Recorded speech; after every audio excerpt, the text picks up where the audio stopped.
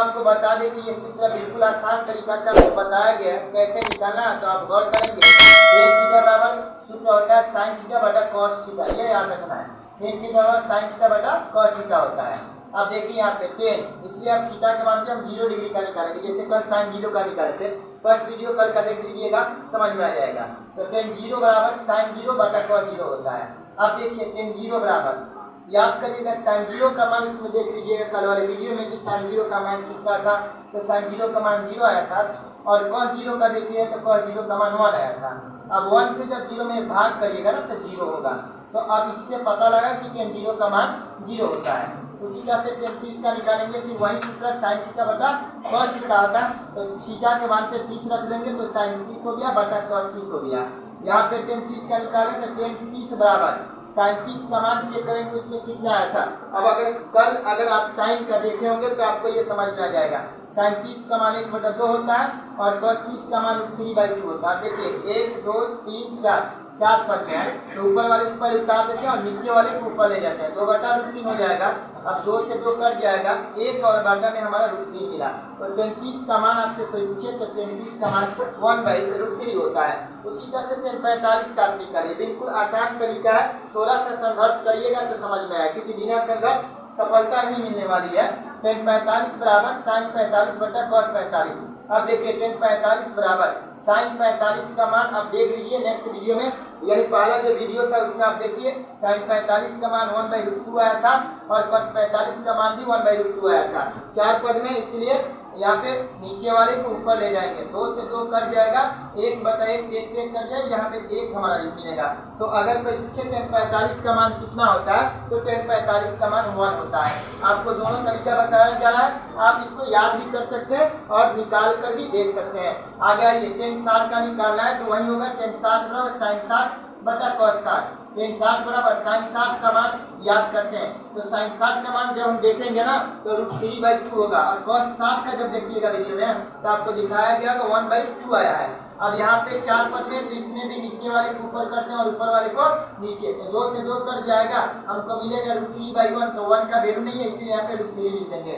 उसी तरह से tan 90 निकालते हैं भाई, तो tan 90 का क्या होता है sin 90 बटा cos 90। तो tan 90 बराबर sin 90 का मान 1 होता है और cos 90 का मान 0 होता है। तो आप याद कर लीजिएगा, ये आप जब परिमेय संख्या पढ़े होंगे तो बताया गया होगा कि q is not equal to 0, यानी q के मान पे 0 नहीं आना चाहिए। अब ये भिन्न में अब यहाँ पे 0 आ गया, तो जब 0 से हम किसी अंक में भाग करते हैं तो उसका मान अनिश्चित हो जाता है, यानी अनडिफिनिट हो जाएगा। ये अपरिभाषित इसको आप बोलेंगे, क्या बोलेंगे इसको, अपरिभाषित। अब आइए यहाँ पे cosec थीटा, तो cosec थीटा का सूत्र होता है 1/sin थीटा। अब यहाँ पे cosec थीटा के मान पे 0 डिग्री बराबर में 1/sin थीटा। अब cosec 0 बराबर 1 और sin 0 का मान होता है 0। अब इससे भी देखिए यहाँ पे जो बात आया था वही बात यहाँ भी आ गया, तो इसको भी हम क्या बोलेंगे, अपरिभाषित बोलेंगे। अब यहाँ पे आइए, फिर उसके बाद cos 0 के बाद cosec 0 के बाद फिर cosec 30 का निकालते हैं, तो cosec 30 के लिए भी वही होगा, बस केवल क्या होगा sin के थीटा में 30 लग जाएगा। तो cosec 30 बराबर 1 है तो 1 हो गया, और sin 30 का मान जो होता है 1/2 होता है। फिर cosec 30 है तो 30 हो गया 1/1, और यहाँ पे बाटा में 1 मान लेंगे, 2 ऊपर चला जाएगा और 1 नीचे आएगा, 1 से 1 कट गया, 2 मिलेगा। तो cosec 30 का अगर मान कोई पूछे तो 2 होता है, आप जवाब देंगे। उसी तरह से आपको फिर यहाँ पे cosec 45 का निकालना है। cosec 45 का आप निकालेंगे जब यहाँ पे तो 1/sin 45 होगा।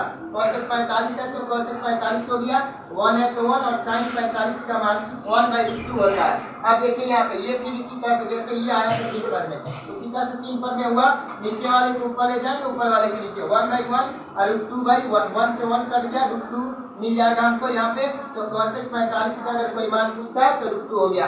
उसी तरह से cosec 60 के लिए निकालेंगे 1/sin 60, तो cosec 60 बराबर 1 है तो 1 और sin 60 का √3/2 होता है। नीचे वाला ऊपर, ऊपर वाला नीचे, अब ये कट जाएगा तो 2 बाटा में √3 हो गया। cosec 60 का अगर कोई मान पूछता है तो 2/√3 होता है। उसी तरह से कॉसेक 90 का अगर कोई पूछे तो सवाल वही इसी तरह से लिखेंगे 1/sin थीटा तो sin 90 हो जाएगा। कॉसेक 90 बराबर 1 है तो 1 और sin 90 का मान 1 होता है। जब डिवाइड करेंगे 1 से 1 में तो 1 होगा, तो कॉसेक 90 का मान आपको 1 आया। आइए फिर से एक बार आप लोगों को बता दें कि अगर कोई पूछता है tan 0 का मान, आप जवाब दिए tan 0 बराबर 0 होता है। tan 30 का मान कोई पूछे तो tan 30 का मान होता है 1/√3 होता है। tan 45 का कोई पूछे तो tan 45 का 1 होता है।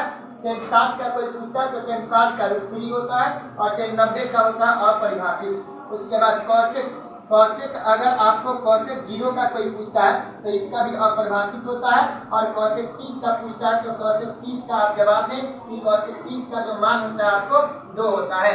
फिर कॉसेक 45 का अगर कोई पूछता है तो कॉसेक 45 का √2 होता है। और कॉसेक 60 का अगर कोई पूछता है आपसे तो कॉसेक 60 का 2/√3 होता है। उसी तरह से कॉसेक 90 का कोई पूछेगा तो कॉसेक 90 का मान 1 होता है।